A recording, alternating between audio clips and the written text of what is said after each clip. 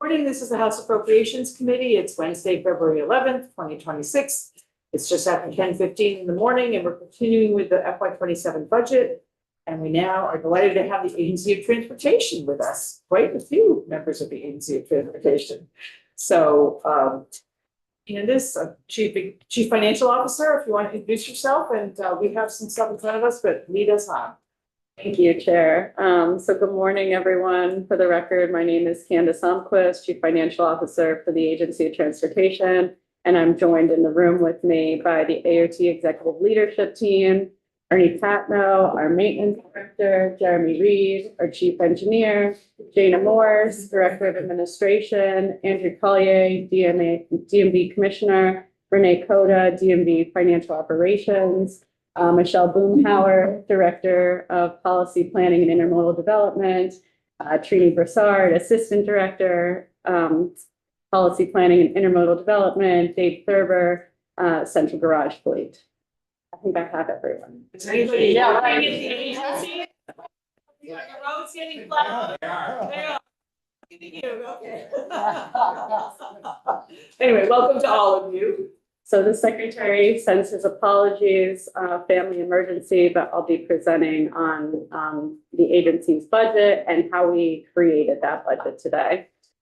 So thank you. We're going to start with the Secretary's budget opener presentation, and halfway through I'm going to shift to my slide deck, which is how we created the budget, because I think that gives important context to how the agency approached this budget cycle.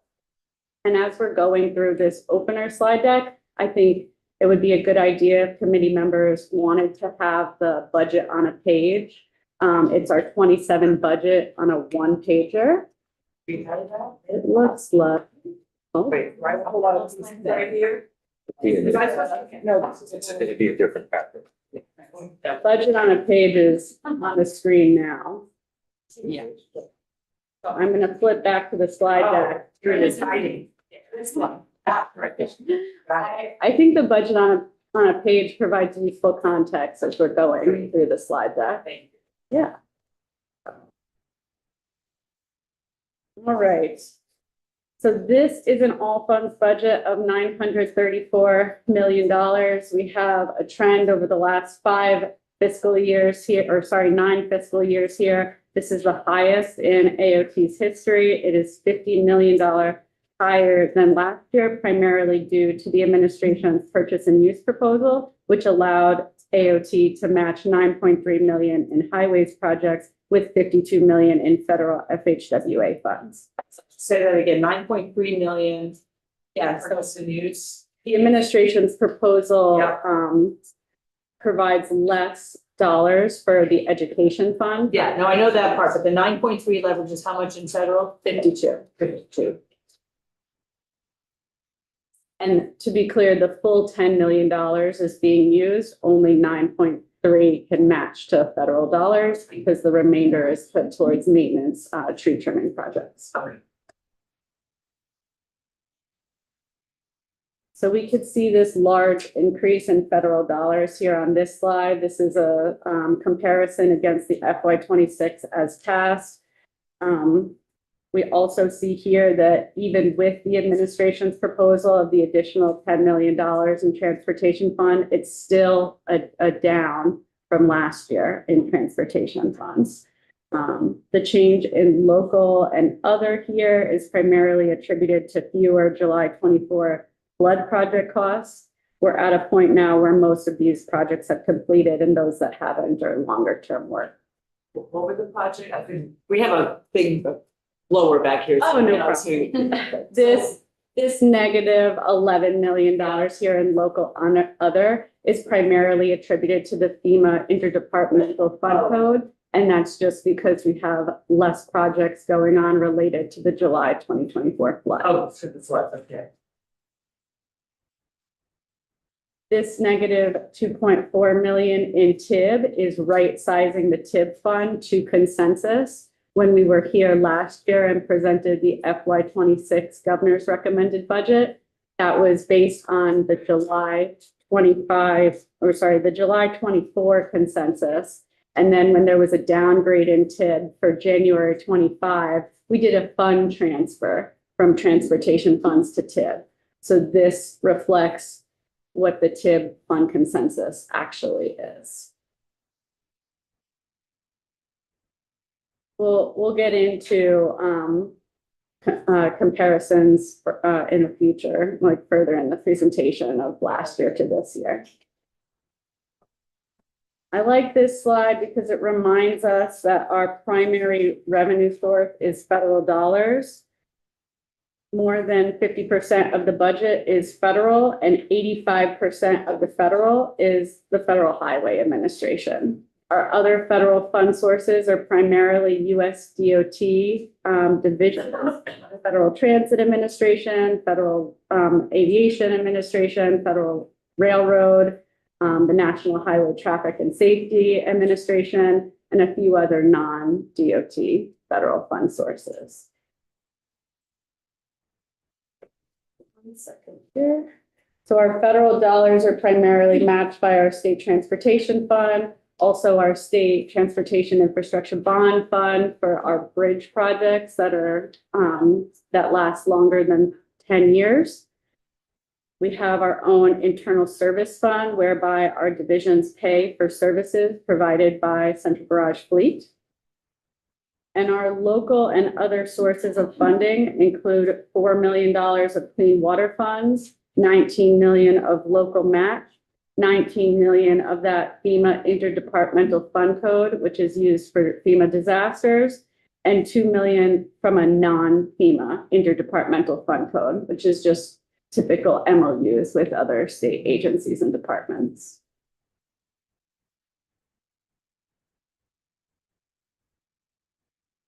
So this is a slide on the administration's proposal, which we've talked about at length in the policy committees, but just to recap here, the governor's recommended budget language proposes to notwithstand language and statutory language and cap the amount of purchase and use tax deposited into the education fund at fixed decreasing amounts over the next 4 years, such that in 5 years, all of the purchase and use tax will be deposited into the transportation fund.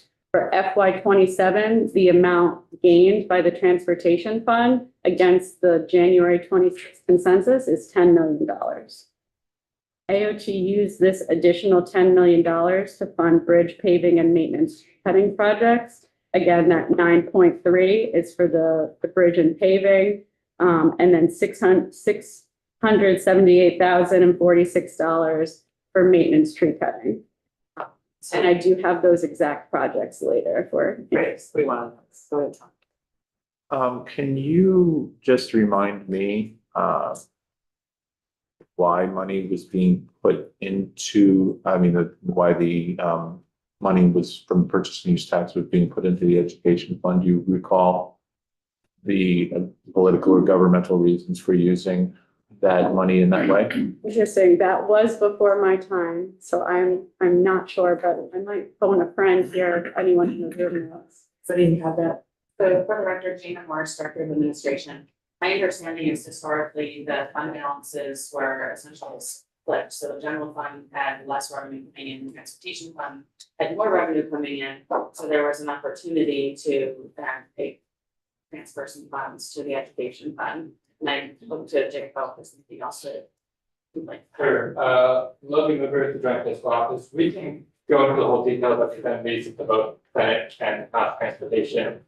Essentially, in Act 60 in like 1998, when the Ed Fund was created, it was established to include, at the time, it was 1/6 of purchase and use, and we also got some gas tax. And then over time that changed. The gas tax no longer went to the Ed Fund, and they got 1/3 of the purchase and use tax. And that sort of continued since about 2004. But this sort of purchase and use portion going to the Ed Fund has occurred since Act 60 created the education fund in the first place. And I have a presentation if you're all interested in diving into that, sort of walk through the details and all of that.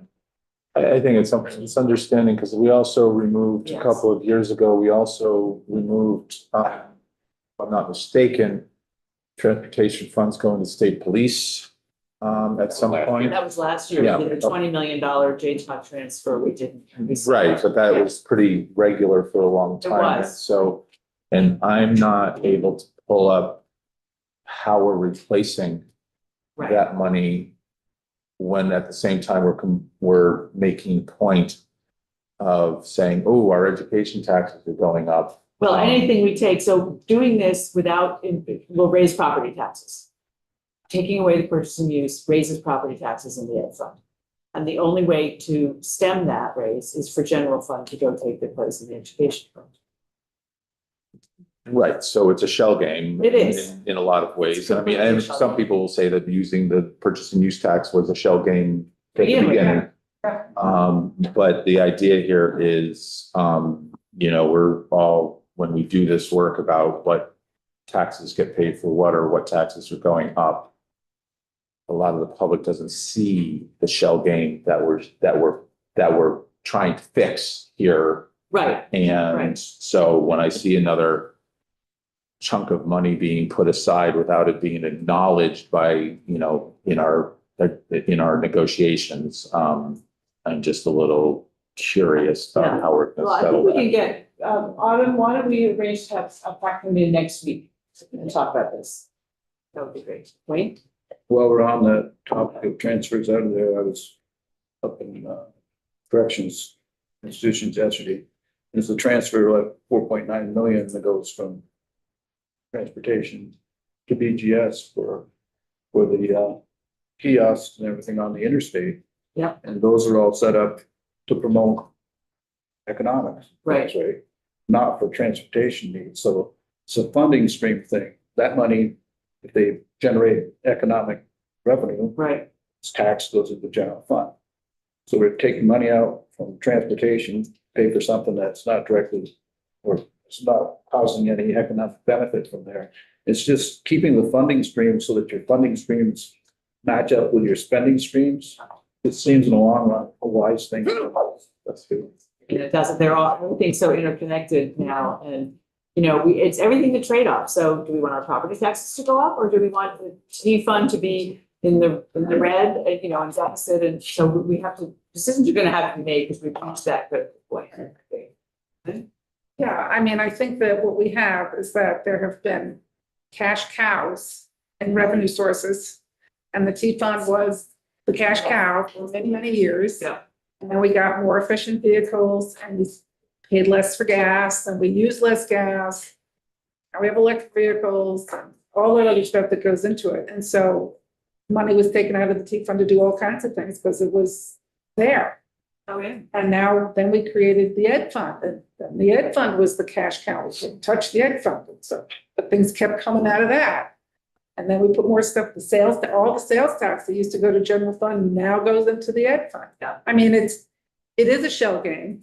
Yeah, But sooner or later, it catches up with you. it does, and that's, we're reaching that point, I mean, and, it can pick any topic. We're at that point, because construction costs are increasing over time here as well. Right, Things we have to maintain. Yeah. And replace. exactly. And I just want to say, I understand, we should all understand, I think we do, that nothing is static. Right. So the needs of, we're still, I imagine, gonna have a slide that talks about needed cuts because the transportation fund is going down anyway, so all of this. It's not robbing Peter to pay Paul. That's not assigning the right phraseology to it. No. It's just not static. And nobody expects a COVID, nobody expects a recession, nobody expects a vast increase in medical insurance that's sucking the life out of other budgets as well. So it's just being flexible and whatnot is necessary, but it is kind of frustrating to see. Okay, we're gonna take this money and we're gonna put it where it belongs, and then we're not gonna talk about. The impacts of doing that. Yeah. That makes sense. Right, exactly. Anyway, now that we've had our little side trip. We just got off to this trip, we just got off to the tourism kiosk, that's all. Yeah.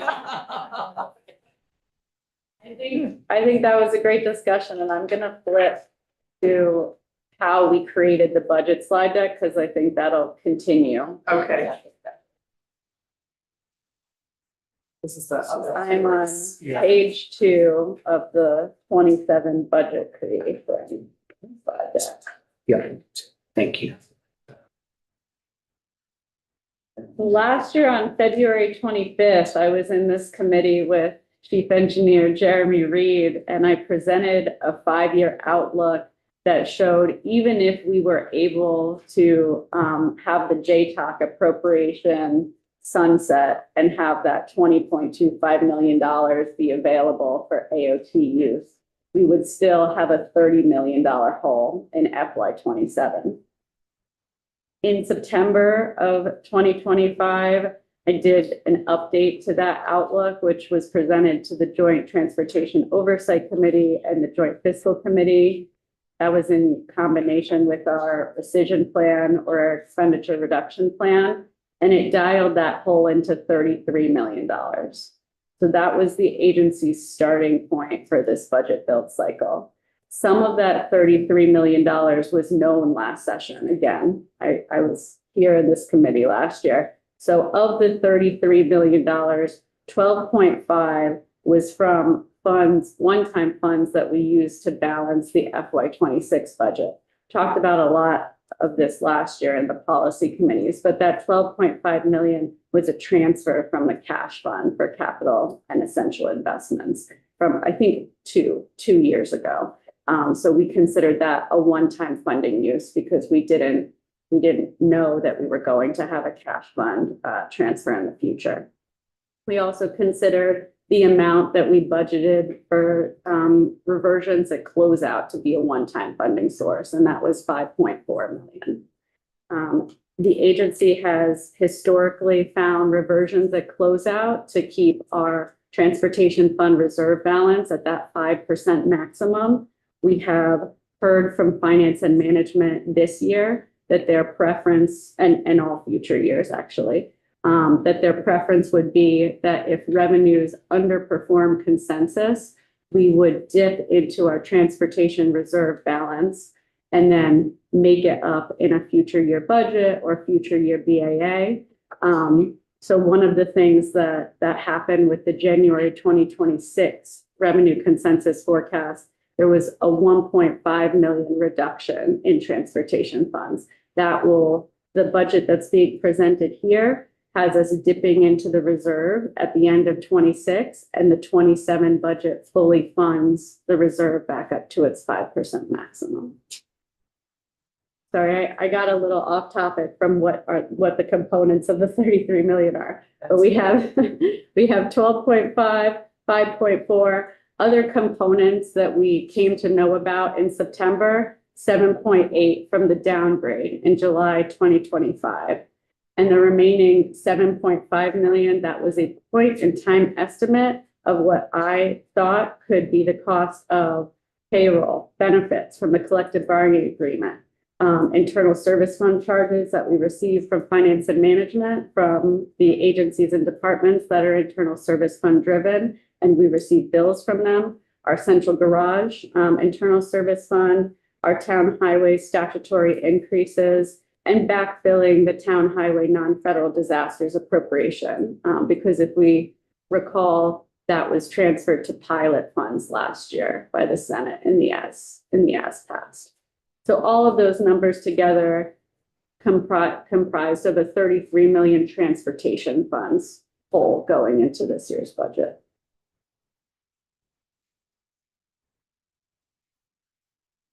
This slide here is really the bread and butter of what we did for 27.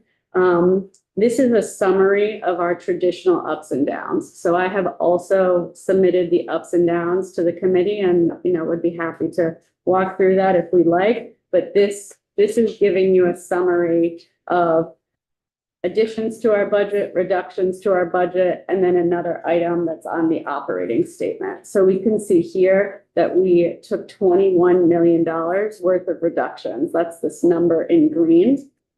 We also took a $12 million revenue item that's reflected on the operating statement because we plan to implement an FHWA approved indirect cost rate on July 1st.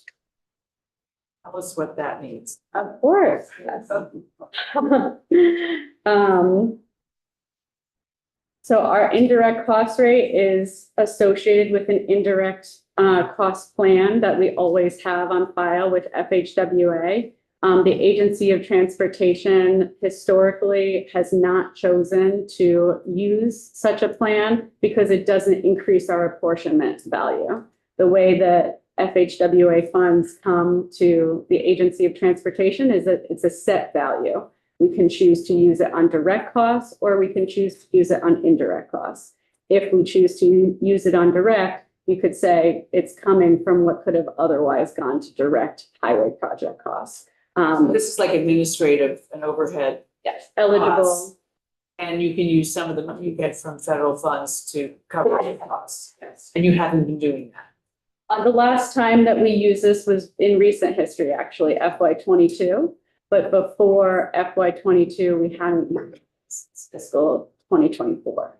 So the general fund has been paying for the direct costs, or the T fund has been paying? Who's been paying the indirect costs if it hasn't been? The T fund, And the state. yes, the T fund has been shouldering those indirect costs that are federally eligible for the years other than FY22 and then before to FY24. I'm waiting. So this allows you to leverage federal funds to do that. Yes. Maybe it's too early to ask the question, but are we leaving any federal money on the table because we don't have enough cash? No, the $10 million infusion to the AOT budget borrows against a future apportionment. So we are fully using our current apportionment, and you could say that we are borrowing against a future. By borrowing- Or you're paying for a future one. You're drawing down federal dollars that will be made available to us in a future fiscal year. That concept is called advanced construction, and it is one that is part of the agency's budget every year. You see what the reason why I'm asking, do you forecast or do you predict we're going to have any problems with the cash revenue from the state's revenue matching the federal revenue such that we won't be able to draw down more federal money in the future, relative, next 1, 2, 3 years? Right. No, we monitor our apportionment and our advanced construction number every year, and we're comfortable with what has been proposed. And maybe I don't know enough about this topic to ask this right, but so if we're using federal funds for indirect costs that we hadn't previously been using them for, does that come at, are those federal funds that otherwise would have been used for direct costs? Okay, got it. Okay, so thank you. In the absence of this proposal, those federal dollars would have been made available to highway projects, direct costs. So this is a loss to those highway projects. Okay. I do have a little question on this. I'm wondering what, you've got position management changes, savings, so that means it's a reduction in salaries for management. I'd like to know a little bit more about that. And then, past credit card processing fee to the customer of 1.9 million. Great. Okay. So the reductions of 7.4 million in position management savings are the estimated savings from the September reduction in force, which was part of our rescission plan, Okay. responding to the July 2025 consensus, and also future position eliminations, which have been reported on. And I have Director Morse, Director of Administration, here to talk further about that.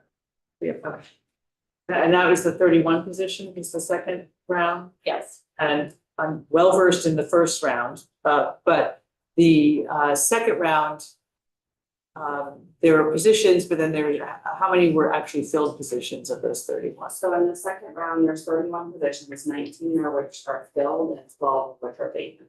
Okay. And have those changes happened yet for those 31, or they're just, do the people all know about? Okay, the people all know if they're affected? The employees have not been notified yet. Oh, okay. And will you do whatever, the same process that you did with the first round, where people have an opportunity to look for other work, and depending on their status and all that stuff, that, We will be following the provisions. Whatever of that the is. Bargaining agreement, Yeah. as advised by the Appropriations, okay, so basically the same as what you did the last. essentially. Okay, great, thank you. And then the DMV, Yes, I may call on my DMV colleagues here for your specific questions, Chair. Sure, Andrew Collier, Commissioner D&B. So reference credit card fees, we historically since 2008, started charging, or absorbing the fees for credit cards. We are now going to switch that, and have the customers pay on the credit card fee side. Customers can still pay cash, check, in ACH online. We, through our current vendor with the modernization, our ACH fee is, I don't want to say free, we pay for it for services, but free. Yeah. As a free option for consumers. So giving 3 options for Vermonters to pay and not have to absorb a credit card fee. But we feel, as you can look at the landscape in the private sector, Yeah. a lot of companies are moving to showing that credit card fee and right, making consumers aware. so that, you're proposing to have that start when? We have it showing for July 1. If we're able to get the implementation started sooner, we would be able to move on it before, but there's the IT work on behind the scenes that's trying to catch up to this. And what's the fees, a percentage of It's 2.3%. whatever the value, but yeah, okay, great, thank you. We can see here this 21 million plus 12 makes up that $33 million budget hole that we were talking about back in September. In the ups, we can see the $10 million invested from the administration's proposal. And I'm going to skip here to slide 5, because this shows us exactly which projects are being funded by the $10 million. We have also reviewed this with House Transportation, in case you were interested. Right, What's the usually, I know it may vary, but what's your federal match? Usually federal match, how much you? Okay, I'm gonna ask Chief Engineer Jeremy Reed to tell us the federal match to these specific projects. Sure, Jeremy Reed, the engineer. So it varies by location and type of project. Typical state system or is gonna be an 80-20 split. Interstate is 90-10. So I think the majority of the projects that are on the screen are gonna be 80-20. With the exception of some of the paving projects, so right in column, if they have a IM in the project name and number, that would be interstate and that would be a 90-10 split.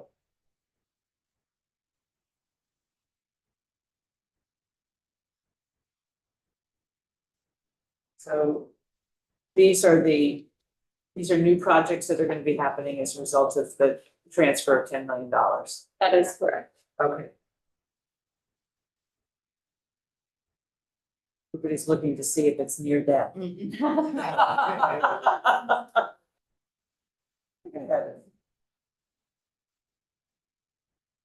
Okay. The last slide on this slide deck recaps what I was talking about earlier about how the agency will approach the January 2026 forecast. So there was a $1.5 million transportation fund impact for the January 2026 forecast. This will be temporarily shouldered by the transportation budget stabilization reserve at the end of 26. And then the 27 budget fully funds that reserve back up to the 5% maximum. The impact to the TIB fund, Transportation Infrastructure Bond Fund, was down $200,000 in this fiscal year and $100,000 next fiscal year. And we confirmed with Finance and Management that this could be shouldered by the unallocated fund balance of the TIB fund. Do you know how much is in the unallocated balance? Yes, at the end of 27, it will be 2.3. There's the next sentence, okay. So you have a bunch in there to take care of that. Have you drawn from the stabilization reserve in the past to? No, this is a new concept. We typically take reversions at year end. Yeah. My understanding from Finance and Management is that we're the only agency that really does that. And they would prefer that we propose reversions in the BAA, like all other agencies and departments.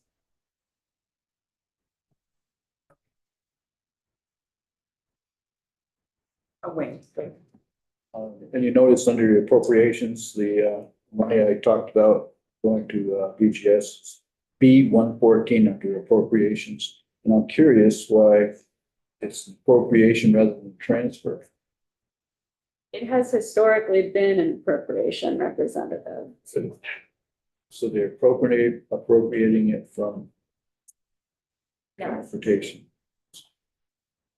EGS Information Centers is an eligible use of transportation funds. Under federal, so. No, under our internal statute.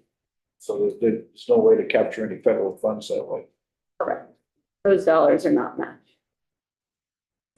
So I was just trying to, normally the interagency transfer is not, I assume you're doing it as an interagency transfer. Because they mentioned transfer at BGS, that's why I didn't, just trying to line up the dots. The governmental accounting term is appropriation. It's not a transfer.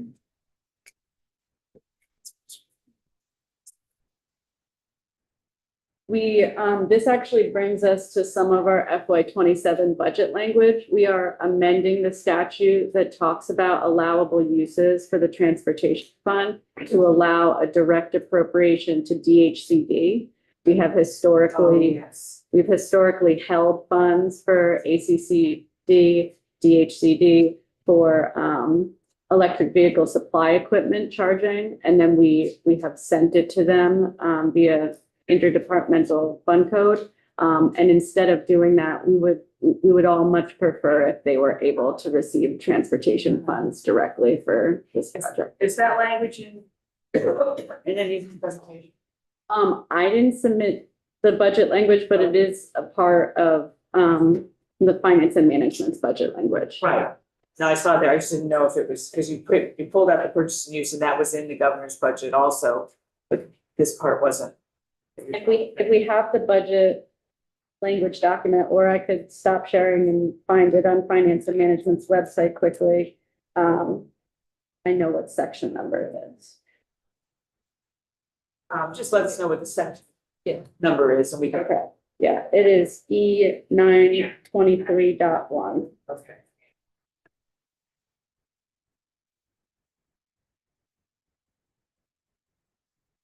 Some other interesting language that relates to AOT in the 27 budget.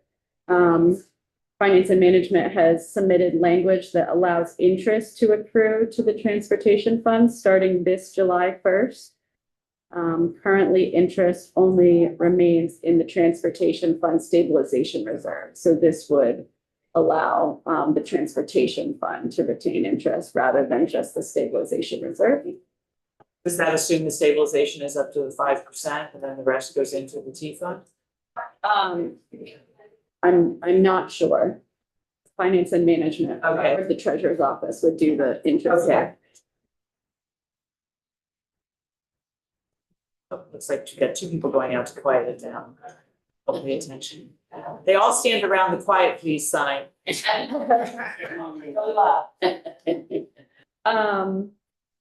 Another interesting piece of language this year is our Central Garage Clean Turnpike project. So we can see a one-time appropriation in the B1100 section for Central Garage Clean Turnpike. And the submitted GovRec is for 1.36 of transportation dollars. And that's the exact amount that the transportation fund is going to receive from the insurance reserve fund. Oh, okay. And that's moving into higher ground after the floods. Yes, but if we want to talk about Payne Turnpike, I have a subject matter expert. So the full amount of that project in fiscal 27 is expected to be the $16 million, not just 1.36. So Are you looking at something we should be looking at? It would be the language sections. Oh, okay. The 11. Okay. Okay, full amount is 16. This full amount is 16 million, but the governor's recommended language is 1.36. So the remainder is going to hit the FEMA interdepartmental fund code. And we've confirmed with finance and management that their preference on the FEMA interdepartmental fund code is to follow the excess receipt process for 27.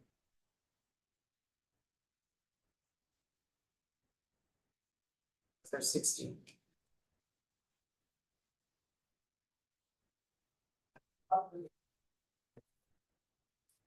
Could they have funded the full 16 million from that FEMA interdepartmental fund? Is this a special fund or is this a carry forward? It's a FEMA interdepartmental fund, which is a type of special fund.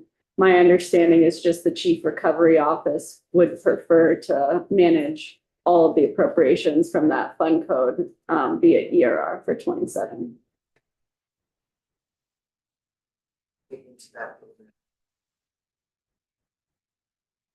Just looking. Do you know what the depth ID is or any of that? Or if you could get that for us? So it is a part of the B1100 section. Yeah, no, I mean, they're taking money from this fund, FEMA fund. I'm wondering if you know what the. Oh, the That. fund code is 21501, but it's not an appropriation. It's a fund code number. Yeah. I'd like to also clarify that we did accept the FEMA fixed cost offer. So we have, there's two components to the fixed cost offer that are related to Central Garage.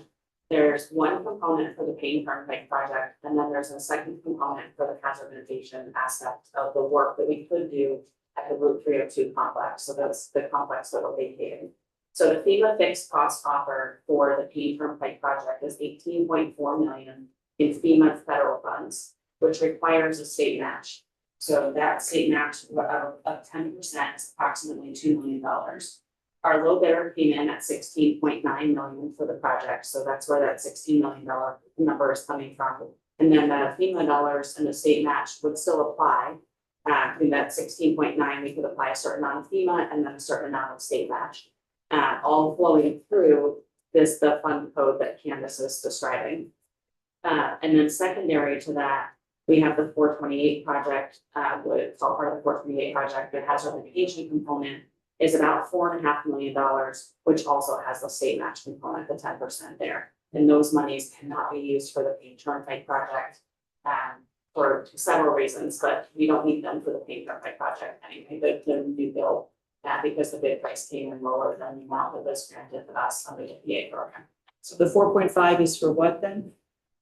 Hazard mitigation. Hazard mitigation, yeah, okay, thank you. 302 site with contingency as specified through the hazard mitigation program. Okay. Okay, but are you vacating the 302 site? We are vacating the 302 site. We have a provisional allotment to stay there until the Payne Turnpike site is developed. And then staff and equipment functions will all move, those that are still there, provisionally will all move to the Payne Turnpike site. At that point, the state will be able to determine what the response will be in the future use of the. But in the meantime, we are going to mitigate the hazards at that site. Well, we have yet to make a determination on what we can do there. But yeah, hazard mitigation mitigation available to do it. We have monies available. There are criteria around how we can use those monies that are placed on us by FEMA. So we may be able to do the things that we would like to do once we determine But I should say, we don't have a plan yet, that's fully spec'd out, so we don't know what we can use those monies for. Entirely. Great. Thank you. Now, one time, when you're looking at the language, Chair, is the 1100H1. Yes.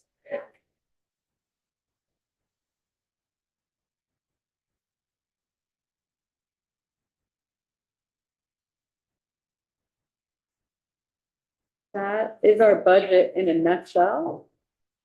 I'm happy to take any questions or turn it over to DMB to present their budget now.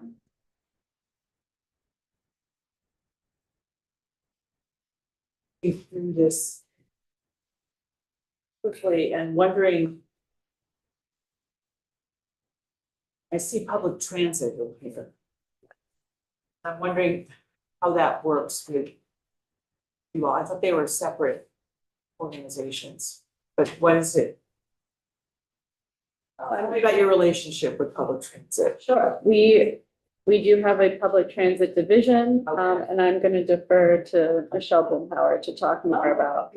Michelle. transit. Hi, Director Michelle Boomhauer, Director, Policy Director for the agency, and on the public transit front, the Agency of Transportation receives a significant amount of federal funding that we pass through to the regional public transit organizations on a contract basis.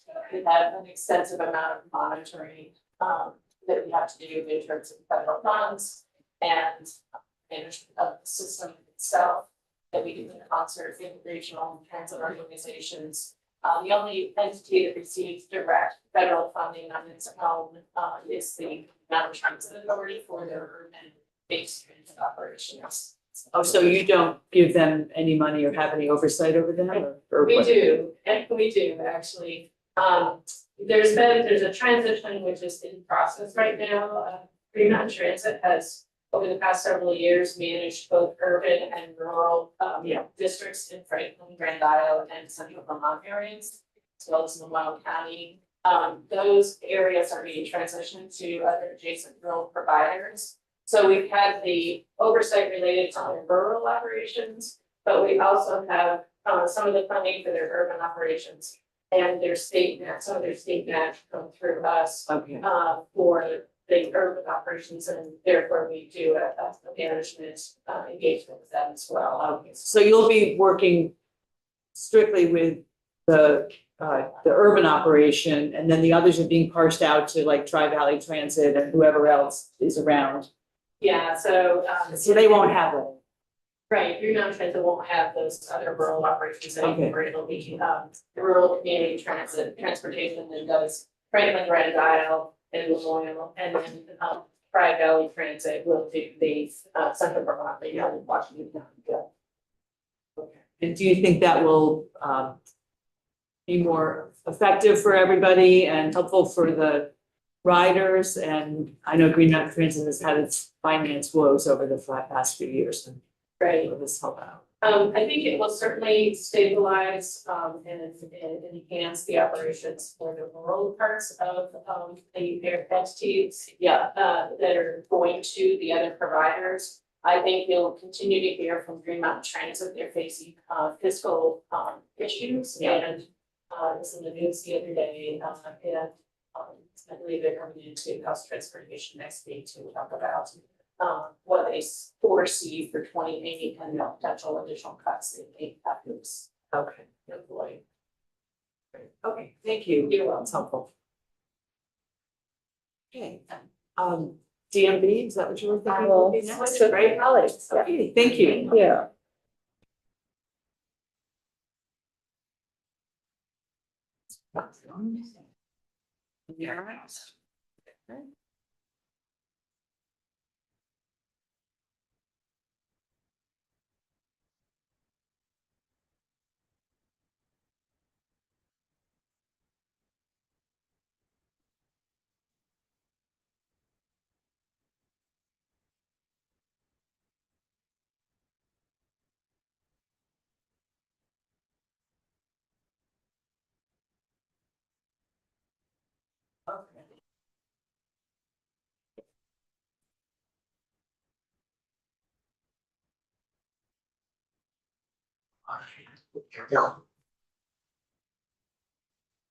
Oops, sorry. I don't need one. Thank you. We've got it electronically, I think it'll figure it out.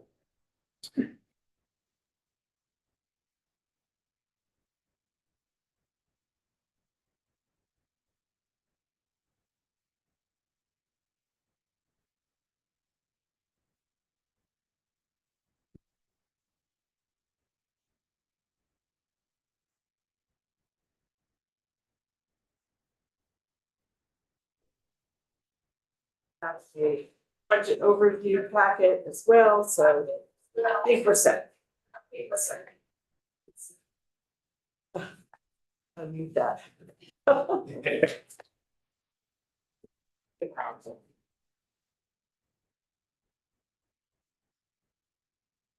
It's nice with the TV behind you that we can see. Usually it's behind us. Yeah.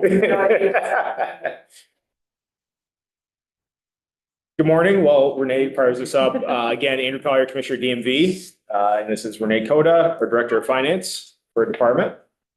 We're here to talk about our FY27.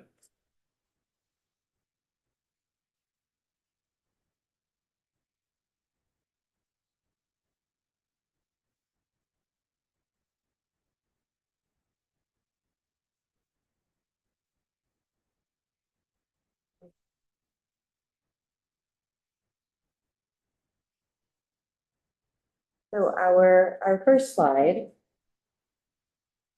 So this slide highlights key areas of expenditures and remaining funds for fiscal year 26. Our total budget for fiscal year 26 has been partially expended with approximately 40.9% of the total budget spent as of 12/31. While it may appear that a significant portion of the budget remains, it's important to note that this is largely due to the timing of contract billing, as many contracts are billed based on specific dates rather than evenly throughout the year. So for payroll and benefits, nearly half of this category's allocation has been spent. The remaining funds are earmarked for ongoing payroll commitments. So I think your standard stuff, we don't need to worry about. Okay. I would really like to know what new initiatives, how your IT project is going. Yeah. Anything that's unusual kind of things. Yeah, absolutely.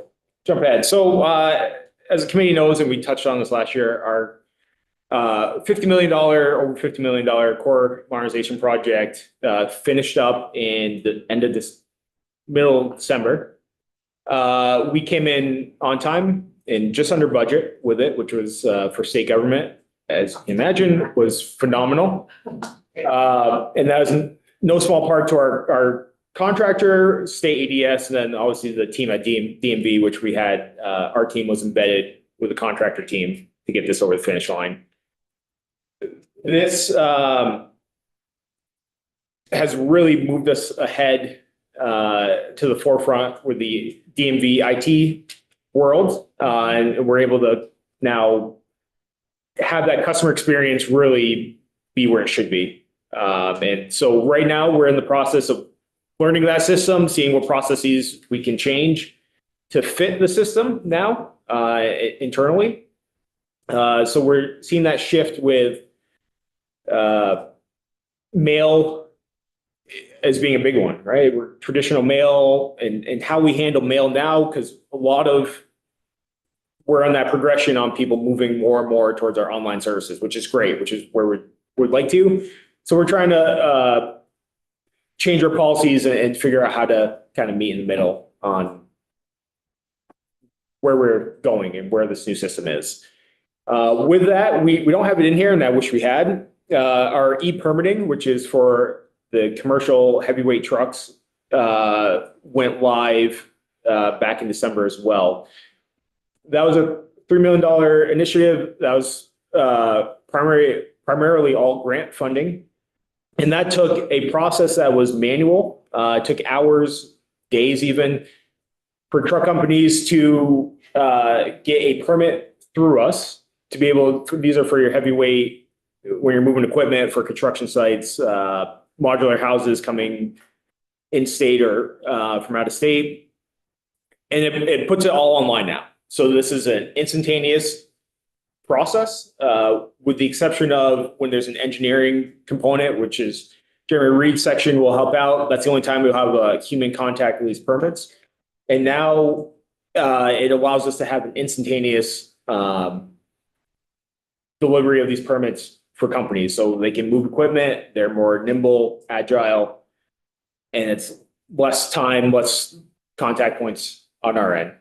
So that has been a great rollout. We're in the last phase of that, which is going to wrap in local municipalities for the local yearly permits. So we're going to have the ability to, for local towns to utilize this service. We'll take the payment. We're still working, we're building out how it's going to actually work, but we'll take the payments and towns will be able to issue the permits now online as well. And that gets rid of, town clerks having to deal with this process as well. So we're I excited. can see that it could be a real benefit. Is there any risk to the public in terms of safety? If they're just doing stuff online, do you know the equipment's okay and that it's all? Absolutely. So this runs through the state 511. The contractor pulls in all of the town roadway dimensions, bridge measurements. So when they file the permit, say it's, I don't even know if this is the correct number, but say 80,000 pounds. Yeah. They'll mark where they want to go. It'll mark their route. It'll know what bridges they go over, which roadways might have restrictions. It'll map the route for them Okay. and send the permit. This is also in place with our neighbors in Maine and New Hampshire, so it's not new. We're just finally catching up with. And it will help avoid covered bridges? Yeah, we cannot fix bad decisions by, But the net, the system. is- yes, the system knows bridge dimensions. Okay. All that. So That's kind of a big deal. it is driver awareness. It just won't be able to. How about smuggler's notch? Again. That's. Yeah. We will get there to on smuggler. So no, in short, joking aside, it will not route a truck through Smuggler's Notch. Again, that is an area where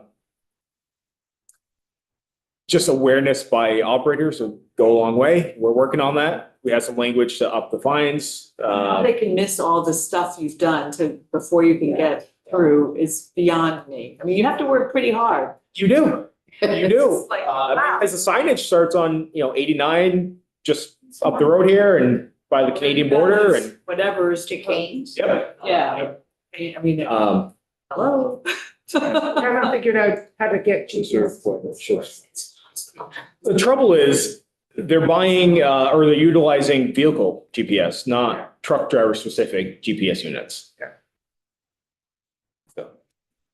When I lived in Boston, every year this radio station would have a contest over Labor Day weekend and all the college students were coming back for when the first moving truck would get stuck in Storrow Drive in one of the tunnels because it couldn't get there. Boston has its own version of Smuggler's Notch. And they had to put the date and the time and then you win and it was just hysterical. And so we could have a contest. Something to think about. Revenue source, I guess. Yeah, it could be. Joe's Pond. Okay. So that's about it. We're not, with the exception of credit cards, it's no big changes from last year. We are, again, trying to get used to the system, see where we can change our processes in-house. That's gonna be an ongoing this year, next year endeavor. But where are your locations now, physical locations? Because didn't you close a few of them last year or the year before? I've kind of lost track. So we haven't closed any. So St. Albans, the lease ran out last year. We were kicked out of our lease. The landowner, the landowner, I think, was selling the property and going a different direction. So our St. Albans location was closed for a couple months. We took over the old District 8 AOT admin building in St. Albans. We just took down a wall and we were able to fit in. It's a beautiful location, actually. The team did a great job. So we are now operating on Lower Newton Street in St. Albans. In the year, just over a year that I've been there, we haven't had any other closings. We had a closing when we brought the system live. We were shut down for a few days. But we are down in Dummerston, Bennington, Rutland, Springfield, Whitewood Junction, St. Jay, Newport, St. Albans, and Burlington. It was Middlebury a few years ago, but I think what you were. That was before my time, yeah. Yeah. Paper plates and registrations. How big is that issue? Is there a real issue there? What's the fix? Yes, there is an issue there. End of last year, I'd paused the program. We worked with our legal. We were able to pause it while we worked on a correction for it. We found just in our rough calculations, about 2/3 of the plates that were issued, or the temporary license plates that were issued, never translated into an actual registration fee or purchase and use tax being paid. So we had, since the inception of that program, well over 200,000 paper plates issued. So about 2/3 of those never, that we could tell, using VINs, translated into a registration or purchase to use transaction on that. We also, anecdotally, we started seeing front page forum posts and Craigslist posts that were, people were selling these vehicles saying, I just got a paper registration for this, so you're good for a good amount of time. So On the vehicle sales? yeah. And then we started hearing from out of state or law enforcement from New York, Massachusetts, asking us, can you help? Because we're seeing an influx of these happening. So we have paused that program. We're looking at doing an IT fix so that you would pay your purchase and use and tax in order to print off the $6 plate. I know there's legislation on the wall, I believe in House, that looks to just repeal the language. We haven't got to House yet, so we haven't chatted with them. I would say yes, up until we paused it, there was an issue with that. And it was creating a 2-user system for Vermonters. One that said you're okay to operate and not pay your fees, and one that's saying for the other people that's saying, hey, you need to go pay your registration and fees. Thanks. So I have a couple of constituents who are particularly focused on tinted windows. And I bet you're not the only one. the prevalence of tinted windows in the face of state limitations. And that there are service stations that will agree to tint your windows, even if, and there are inspection stations that will approve cars for inspection with tinted windows. And I just wonder, what conversations have you had about it? Absolutely. So this came up last year in our miscellaneous bill between Senate and House, a lot of conversation around tinted windows. Inspection or we can't regulate, I guess, what private industry is selling in that respect with tinted windows. It is flagged at the inspection station that this is, you have tinted windows, it's not, you can get stopped and get a ticket for it. And that's on the operator kind of taking that risk. Right now, we are going through the inspection manual in Senate right now and really pulling out non-safety related items and trying to simplify the inspection manual. So this is a big conversation. We're a little bit different, but on the same thread, we're also, people are starting to tint their license plates. And so we have language now to also correct. License. There's a loophole with the license plates that we don't, I guess, say that it has to be what we issue. And so we are, Language to. fix so we this? have language in our miscellaneous bill right now working through. You do, okay, Fix so transportation committee's looking at this. Yep. But something that just recently popped up that law enforcement has been seeing, so. I'm still seeing those faded license plates from like 10 years ago that people could get free replacements and they're still out there. Yep. And we have a lot of those out there. Well, thank you. I will speak to a member of the committee to see what is being contemplated in the bill. So tinted windows. Out-of-state vehicles, you wouldn't be able to. Correct. We don't enforce out-of-state vehicles. Well, yeah, can't do that, visible, yeah. Dave, did you have a question? Well, could you speak a little bit to your average wait times? And anything you might be doing in terms of process management? Yeah, so we highly advocate and ask for people to make appointments to come in. When you have an appointment, we're seeing wait times as low or in and out of the door within 20 minutes. I just received an email just prior to when I was doing our budget in front of house. Someone thanking us saying they found parking, went inside, did their transaction, and we're out the door in 20 minutes here in our Montpelier office, and that's not out of the norm now, which is phenomenal. When you're walking customer, we're seeing probably anywhere from 45 minutes up to, I know our South Burlington location, it could take a couple hours. At where, in Rutland? South Burlington, South which is our lowest usage of appointments. We've been trying to find ways to increase that. For some reason, every morning there's a line out the door there. People just want to come in when they want to come in and are willing to wait. But we are trying to think of ways we can also improve that and open up more time slots. Our staff goes through the line, reminds people, hey, you can make an appointment, you can come back and get you in. Whether or not people take that opportunity or not, it's not. Do you, telephone wait times, do you monitor that? We do. I get a weekly printout of that. We average about 25 to 26 minutes. I was just looking at our last weekly in current week one.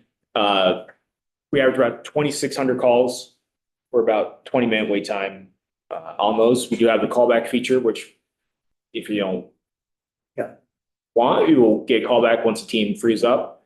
But we're about at that 20-minute to 25-minute wait time. I Average. experienced that recently, yeah.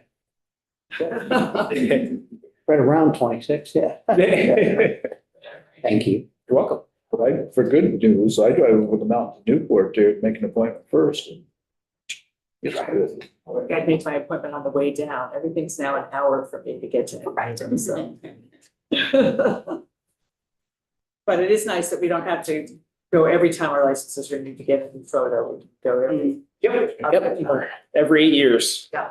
Photo piece. It's time for me. Mike. Just to give credits due, at times I've had to call Joe Flynn, call Andrew, and it feels great to see how you're ready right there to help anytime. Making glad that state government is as efficient and effective and friendly as it is too. It's appreciated. No, all the credit goes to the team only. I'm just the face when things go wrong, so I'm okay with that. Any other big initiative? I mean, this whole IT thing has been, modernization has been sort of your big initiative for the past few years. It has, and the staff has finally kind of taken a deep breath, so try not to layer on too much, and they're getting used to the system and really leaning into it. So we're nothing big on our horizon. No big changes or anything else. So great. Okay. I'm not seeing any other questions. I was just gonna comment, we have 2 or 3 bills, I think, in the transportation committee regarding inspections. Oh, yes. Discontinuing inspections or doing them more less frequently or any of that. Do you have any comments from our side as appropriations? Does it affect us? If you did away with it completely, there would be a revenue. Yes, there would be a revenue hit of approximately $4 million. Four. And then every other year, so it would be half. So Every other we do year. have a plan to mitigate that. So if in the first year, if we started on a January 1 date for the first year of a 2-year cycle with an increased rate from $8 to $16 per inspection, that would mitigate the the lag of that second Oh, I year. see. So you pay double, but you only have to do it every other year, so it's sort of the same amount as if you did it. I will say we are working with Senate right now, and then we're going to be moving to the House, but we have a plan, at least in the short term, to make some immediate changes to the inspection manual. Kind of the areas where we see the greatest friction with Vermonters. So we hope that will be a good pressure relief valve in the short term while we look at this moving out to 2 years or other kind of initiatives. So I do know, brakes. You can go a while with your brakes not being too good before you figure out that it's serious. If you went for an inspection, that cuts that a little short. Things like that. Bad ball Ball- joints. And I'm not a fan of that. yeah. I don't want to get to a place like, I don't want to pick on the South, but when you go through South Carolina or Carolina, there's all the cars broken down and parts on the side of the road. We don't want to get to a place like that. But there are some friction points that we have seen that could be improved with an inspection manual. And we hope by doing that, we can kind of make it a little bit smoother for Vermonters. Because transportation is that, we're a rural state, so we want to make sure people have that ability to utilize good vehicles and not fail things that probably shouldn't get failed. You could stagger it if it's a brand new car. Don't have to do it as frequently as if the car's I don't think we'd want to, too complicated. yeah, I don't think we want to get into a position where we're saying, because you have a means, you don't have to get it inspected. You should, 2 years should be for everyone and not kind of create that separate user experience, if you will. Lease vehicle. Amazing how many controversial issues there are around cars. Yeah. License plates and this and that, tinted license plates, that's great. Yeah. So look at that. Okay, great. Well, thank you very much. Thank you. Congratulations on a successful modernization. Thank you. Thank you. And we appreciate your work. I think we're done with all of you guys, right? Okay. We appreciate all of you. Thank you for the work you're doing. Our road is safe. And, great. So committee. We're gonna be back at 1 with the Agency of Commerce and Community Development, and they're gonna do their whole thing with economic development and housing and all of that. So that's what we're gonna hear first at 1 o'clock. So let's go live.